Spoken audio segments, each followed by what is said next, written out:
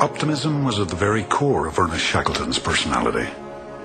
Known to all as the boss, he was a born leader who was from his youth driven by a romantic quest for adventure. At 16, he had shipped out as a cabin boy. By 24, he was certified as a master in the Merchant Marine Service. Shortly after, he was chosen as an officer on Robert Falcon Scott's historic first voyage.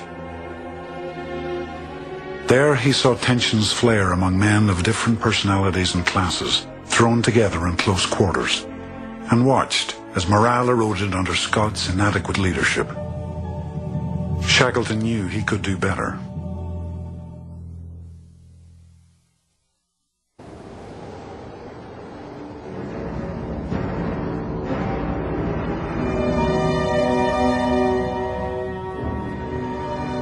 Now his own expedition was in trouble, trapped in the pack ice, drifting helplessly north.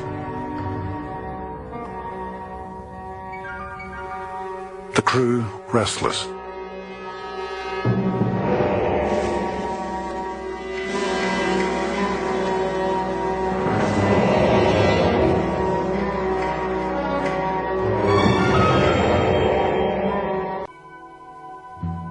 Everyone, including the boss himself, would work together.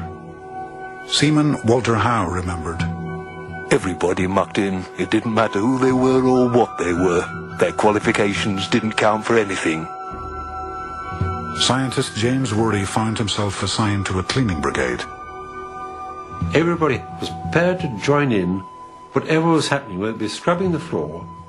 And I think Shackleton himself, with his Irish background and ability to communicate and join in, made everybody feel that they were one.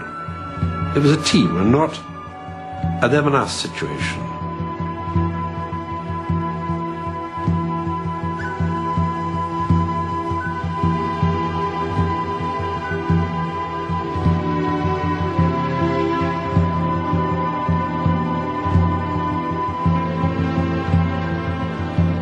He also communicated to his men that he put them above the object of the expedition.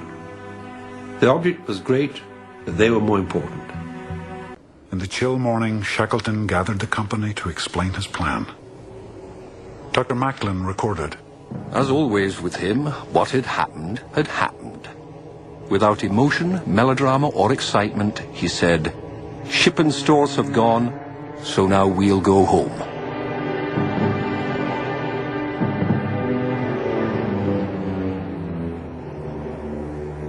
This calm front belied the night Shackleton had passed pacing the ice alone. The thoughts that came to me in the darkness were not cheerful. The task now was to secure the safety of the party, and to that I must apply every bit of knowledge that experience of the Antarctic had given me. There is nothing that can crush a man as to see his dreams crumble to the dust. But on the other hand, he realized if the one goal had disappeared, we'll have another one. And so, if I can't cross the continent, I'm going to bring all my men back alive. Because you mustn't forget that polar exploration was littered with dead bodies. This almost fanatic, well, it was a fanatic desire to bring his men back alive. This then became the driving force. It was the only thing he cared about. That change from aiming to attain what you had set out to extricating yourself from defeat is a strain that has broken many a man. It did not break Shackleton.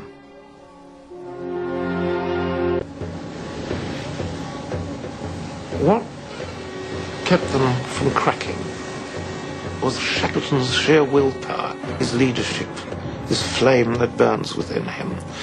And this was manifested in different ways. Either it was Shackleton playing the consummate mariner at the prow of the boat, leading his little squadron to safety, or it was mothering his men suddenly turning round and comforting somebody or preparing food for him and acting basically like a hen with one chicken. And the next minute he was a martinet driving his men on.